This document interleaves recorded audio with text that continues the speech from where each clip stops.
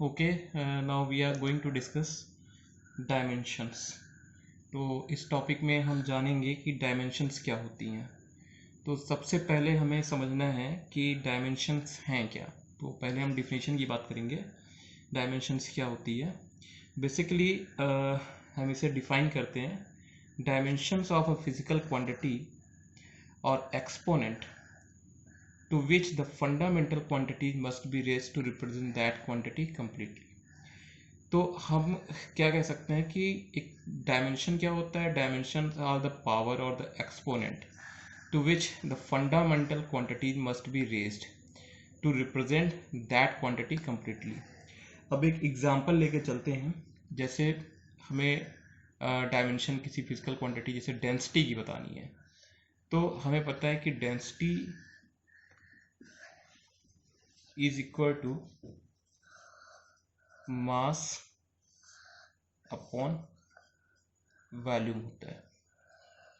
तो यहाँ पे मास क्या होती है, फंडामेंटल क्वांटिटी होती है। बट वॉल्यूम क्या होती है, डिराइव क्वांटिटी होती है। डिराइव क्वांटिटी बेसिकली रिलेटेड होती है फंडामेंटल क्वांटिटी से। तो मास को हम m से रिप्रेजेंट कर सकते हैं। एंड वॉल्यूम क्या होता है, LBH। तो यहाँ पे अगर हम इसको LBH को देखें तो L length measured in metre, B length measured in metre, H height that is also length measured in metre. तो यहाँ पे अगर हम इसे डायमेंशन फॉर्म में लिखना चाहें तो इसे हम कैसे लिखेंगे, M upon all the distance is measured in metre, so L cube हो जाएगा।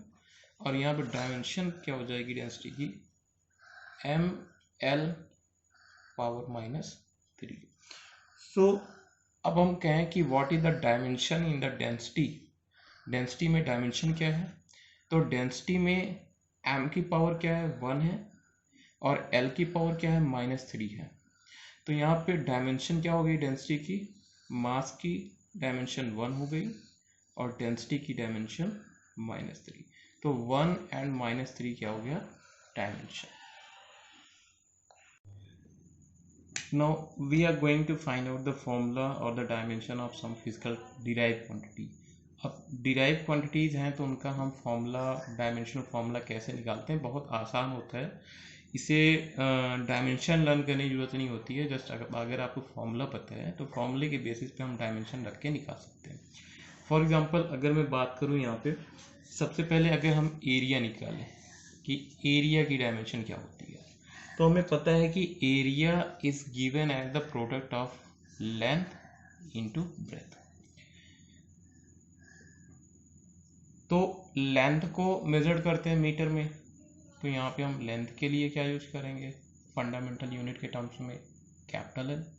और ब्रेथ को भी मेजर करते हैं इन टर्म्स ऑफ लेंथ के टर्म में, तो यहाँ पे क्या हो जाएगा, L हो जाएगा। इस तरह एरिया की डायमेंशन क्या हो जाएगी, L into L, L square. So area की डायमेंशन क्या पढ़ेंगे हम लोग, L स्क्वायर पढ़ेंगे। इसी तरह हम लोग वॉल्यूम का निकाल सकते हैं। फॉर्मूला अगर हमें याद है, डायमेंशन निकालना बहुत ही आसान होता है, LBH। और हमें पता है कि ये हम डिस्टेंस हैं, डिस्टेंसेस का मेजरमेंट मीटर में करते हैं और मीटर को फंडामेंटल यूनिट कंसीडर करते हैं। तो इसमें अगर हम इसका रिप्रेजेंटेशन डायमेंशनल फॉर्मूला में करेंगे तो L क्यूब हो जाएगा। इसी तरह अगर हमें वेलोसिटी निकालना है, वेलोसिटी या आप कहिए स्पीड, तो it is given as the displacement और distance upon time. Distance is again given in metre, that is L, and time is again given as t। तो डायमेंशन फॉर्मूला इसका क्या हो जाएगा, LT -1। इसी तरह करके हम कुछ फिजिकल क्वांटिटीज, जैसे हमने 9th में पढ़ा है, 10th में पढ़ा है, एक्सेलरेशन पढ़ा है, फोर्स पढ़ा है, प्रेशर पढ़ा है, ग्रेविटेशनल एक्सेलरेशन पढ़ा है, ग्रेविटी पढ़ी है, और ग्रेविटेशनल, यूनिवर्सल ग्रेविटेशनल कांस्टेंट पढ़ा है। तो जितनी भी फिजिकल क्वांटिटियाँ बेसिकली हम लोगों ने पढ़ी हैं 9th या 10th में, तो उन फिजिकल क्वांटिटी की डायमेंशंस आप निकालना सीखिए कि कैसे निकालते हैं, बहुत ही आसान है। जैसे हमें प्रेशर का निकालना है या फोर्स का निकालना है, तो force F is equal to formula होता है मास इंटू एक्सेलरेशन। अभी एक्सेलरेशन अगर आपको नहीं पता है तो इसको हम वेलोसिटी अपॉन टाइम भी कर सकते हैं।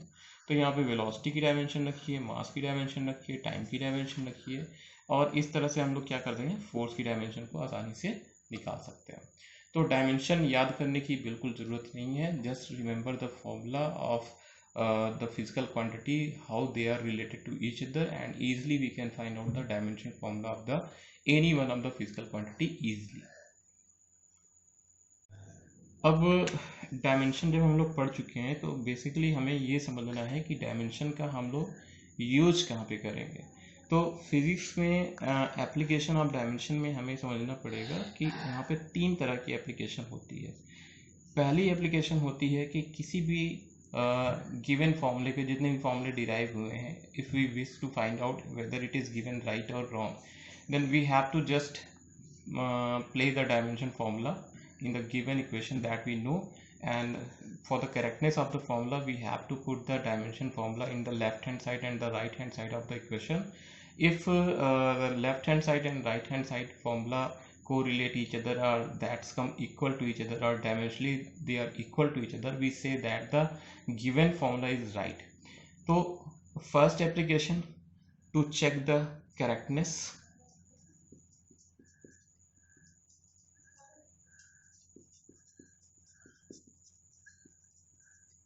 of given formula,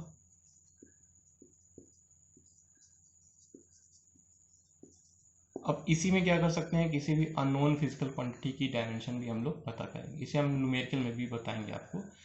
second, to derive और deduce relationship among various physical quantities.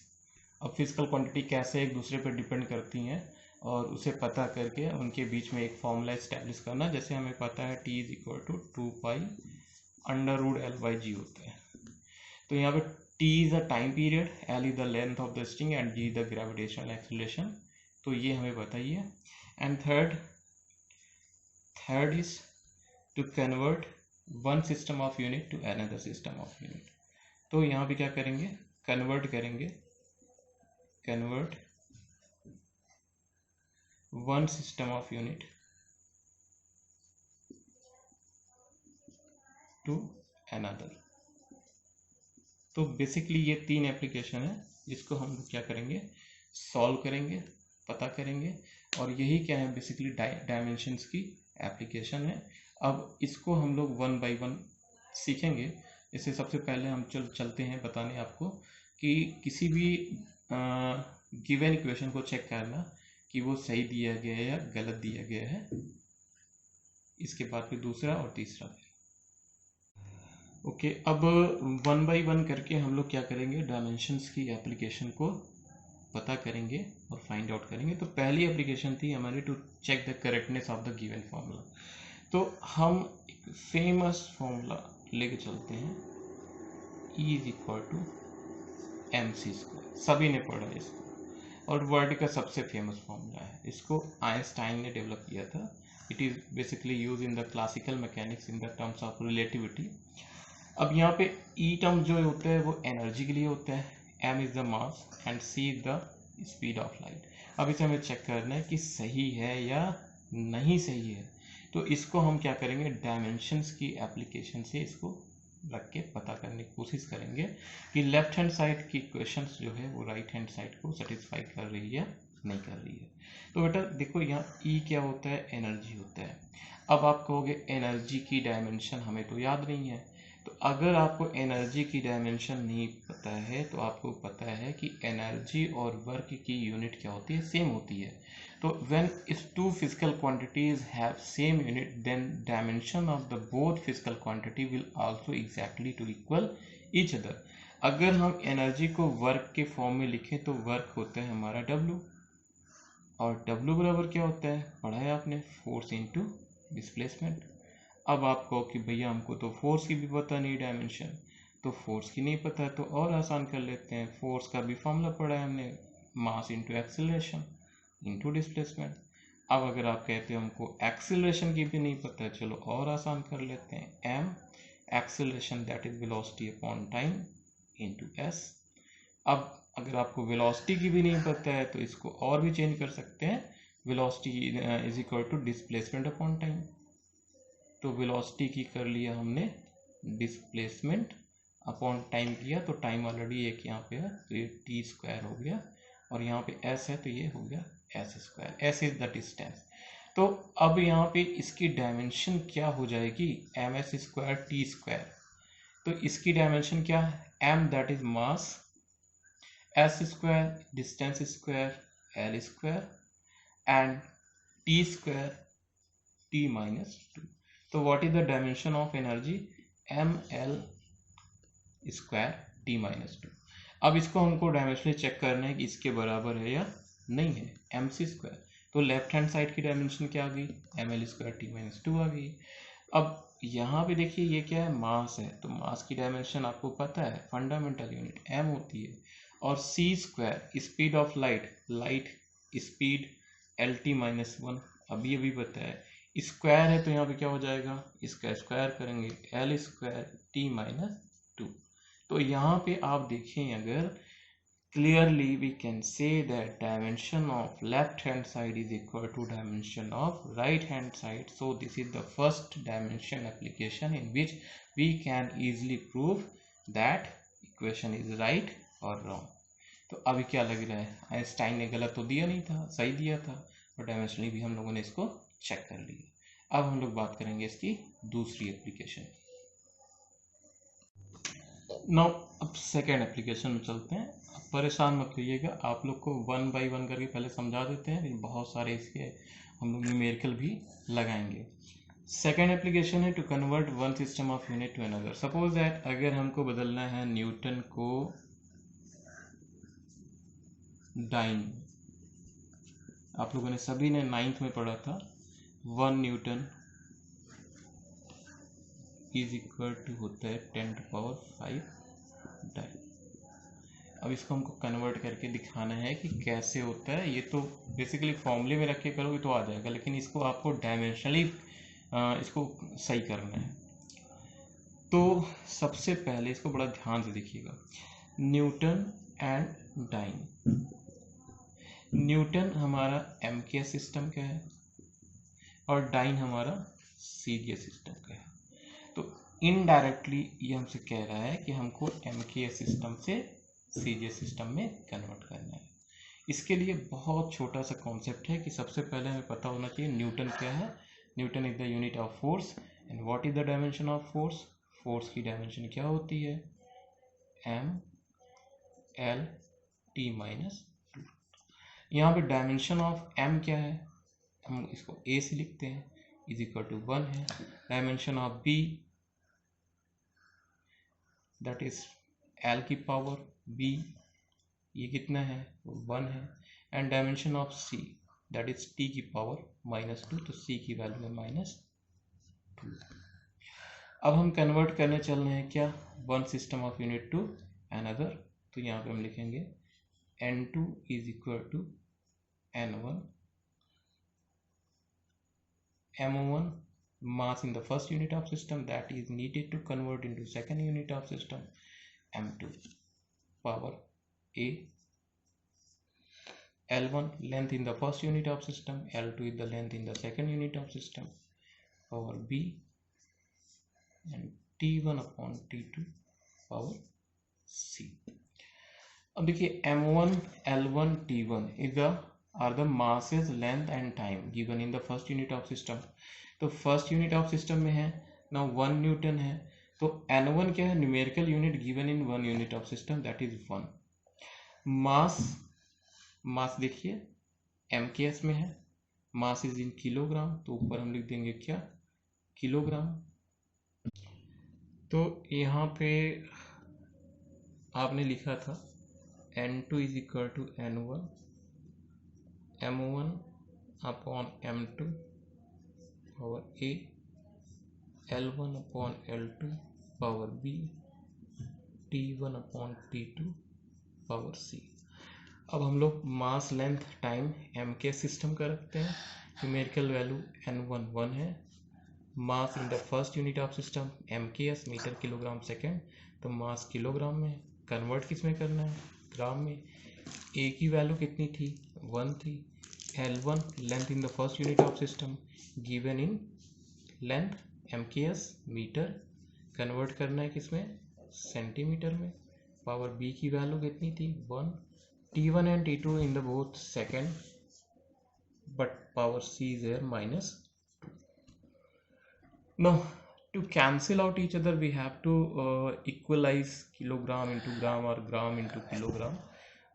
तो 1 किलोग्राम को हम लिख सकते हैं 1000 gram on gram, power 1 metre is equal to 100 centimetre upon centimetre, and second to second will be cancel out, 1 की power -2 that will remain 1. Centimetre cancel out, gram to gram cancel out. Here clearly आप देख सकते हैं कि 1 into 10 to power 1000 क्या लिख सकते हैं, 10 to power 3 and 10 to power 2. 3 2 कितना हो गया 5, 10 to power 5. Now ये कितना आ गया 10 to power 5 डाइन. तो इस तरह से हम क्या करते हैं 1 न्यूटन को लिख सकते हैं कितना 10 to power 5 डाइन. अब हम लोग इसकी तीसरी एप्लीकेशन डिस्कस करना चल रहे हैं, थर्ड एप्लीकेशन ऑफ डायमेंशन. ये इम्पॉर्टेंट है और इसको बहुत ध्यान से देख के समझिएगा, थोड़ा सा नया भी लगेगा आपको ये. तो हम तीसरे में क्या करते हैं, तो deduce the relationship among the various physical quantity. और यहाँ पे हम क्या करेंगे, एक फॉर्मूला फिजिकल क्वांटिटी जो एक दूसरे में रिलेटेड होते हैं उनको लेकर के एक फॉर्मूला डिराइव करते हैं. जैसे आपने एक फॉर्मूला पढ़ा है T is equal to 2 pi √L/G. अब इसको हम लोग क्या करते हैं, डिराइव करते हैं कि कैसे होता है. क्लियरली अभी यहाँ पे देखिए टाइम पीरियड T है और यहाँ पे क्या है, लेंथ है, ये ग्रेविटेशनल एक्सेलरेशन, ये दो चीज़ है. एंड कांस्टेंट टर्म की बात नहीं करते, ये एक्सेप्शनल है. यहाँ पे इसका डायमेंशन का ड्रॉबैक होता है कि कांस्टेंट की वैल्यू हम लोग डायमेंशनली पता नहीं कर सकते हैं कि कैसे निकाली जाती है. वो कांस्टेंट धीरे धीरे करके आप आगे फिजिक्स पढ़ोगे तो आपको पता चलेगा कांस्टेंट कैसे रखा जाता है. तो अब यहाँ पे हमको पता है कि टाइम पीरियड जो होता है वो डिपेंड करता है लेंथ पे और ग्रेविटेशनल एक्सेलरेशन पे. कैसे डिपेंड करता है, डायरेक्टली करता है, इनवर्सली करता है, ये हमें बाद में पता चलेगा. लेकिन है टाइम पीरियड कहीं ना कहीं से लेंथ पे और ग्रेविटी पे डिपेंड करता है. अभी इसी को हम प्रूव करेंगे कि कैसे करता है, डायरेक्टली करता है या इनवर्सली करता है. तो यहाँ पे हम क्या करते हैं कि इसको लिख देते हैं L की पावर A और G की पावर B. ध्यान से देखिएगा. अब प्रोपोर्शनलिटी साइन हटाते हैं तो यहाँ पे रखते हैं कांस्टेंट K, L की पावर A, G की पावर B. अभी आपको यहाँ पता है T is the time period, K is the constant, L is the length, G is the gravitational acceleration. तो ये डायमेंशन यहाँ पे हमको रखना है नेक्स्ट स्टेप में. तो यहाँ पे देखिए टाइम पीरियड की डायमेंशन क्या होती है, T होती है. दैट मीन मास यहाँ पे 0 होता है, L यहाँ पे 0 होता है और टाइम की डायमेंशन 1 होती है. K is the dimensionless quantity. Length है, लेंथ के केस में मास 0 है, लेंथ है तो लेंथ 1 है, टाइम क्या हो गया 0 हो गया. और एक्सेलरेशन ग्रेविटेशनल एक्सेलरेशन, तो यहाँ पे मास 0 होता है, LT - 2 होता है, तो L1 हो गया, T - 2 हो गया, पावर B हो गया. अब इसको देखिए कि यहाँ पे हम इसको कैसे लिख सकते हैं, is equal to constant K. देखिए प्रोडक्ट में पावर ऐड हो जाती हैं तो यहाँ पे m की पावर 0, m की पावर 0, m की पावर 0 ही रहेगा. l की पावर यहाँ पे देखिए a था, यहाँ पे l की power 1 into A that is a हो गया. यहाँ पे l की पावर 1 इंटू बी यानी प्लस b हो जाएगा यहाँ पे. और t की पावर क्या है 0a है, तो t की पावर 0a दैट इज 0 हो गया. और यहाँ पे -2b, तो डायरेक्ट 0 - 2b दैट इज -2 भी लिख सकते हैं. और यहाँ पे कितना है m0 L0 T1. अब हम क्या करेंगे, इसको इक्वेट करेंगे, मास की पावर को मास की पावर से, लेंथ की पावर को लेंथ की पावर से और टाइम पीरियड की पावर को टाइम पीरियड. तो क्लियरली यहाँ पे देखिए मास को अगर इक्वेट करें 0 बराबर 0 मीनिंगलेस है, no need to write here. a plus b बराबर यहाँ पे क्या आ रहा है 0 आ रहा है, तो a plus b is equal to क्या लिखेंगे, 0 लिखेंगे, और यहाँ पे -2b इज इक्वल टू 1 आ रहा है, तो -2b इज इक्वल टू 1 लिखेंगे। क्लियरली इसको अगर हम सॉल्व करें तो b की वैल्यू कितनी आ जाएगी, -1/2 आ जाएगा। तो a की वैल्यू कितनी हो जाएगी, a की वैल्यू हमारी 1/2 आएगी। अब a और b की वैल्यू हमने निकाल लिया है और इसको ले जा करके हम यहाँ पे रख सकते हैं। तो यहाँ पे जब हम रखेंगे तो देखेंगे t इज इक्वल टू हो गया कांस्टेंट k, l की पावर a 1/2 आया है हमारा, और b की पावर -1/2। तो यहाँ पे t इज इक्वल टू क्या हो जाएगा, k, l की पावर a कितना है 1/2, और b की पावर b कितना है -1/2, g की पावर कितना हो गया -1/2। तो हम यहाँ पे क्या लिख सकते हैं इसको, t is equal to constant k, l की power half that is √l, g की पावर -हाफ दैट इज 1/√। तो इसको हम लिख सकते हैं √l/g। ये डिराइव हो गया फॉर्मूला, जहाँ पे k की वैल्यू कितनी होती है, k की वैल्यू होती है 2π। तो वही चीज़ आ गया, हमारा फॉर्मूला डिराइव हो गया। So this is the third application of dimension application, कि किस तरह से हम फिजिकल क्वांटिटीज़ के बीच में रिलेशन इस्टेब्लिश करके फॉर्मूला क्या करते हैं, डिराइव करते हैं। अब इसके बाद के कुछ न्यूमेरिकल्स मैं आपको प्रोवाइड कराऊंगा, उसको आप लोग सॉल्व कीजिएगा। जो न्यूमेरिकल नहीं आएगा मैं उसे बताऊंगा। अभी 2-3 दिन तक थोड़ा सा व्यस्तता थी, इसलिए आपको जो है वीडियो मैंने बना के नहीं दिया, लेकिन आगे मैं रेगुलरली आपको दूंगा कल से। Okay, thank you so much. Solve कीजिएगा, लगाइएगा, जो नहीं आएगा उसे पूछिए।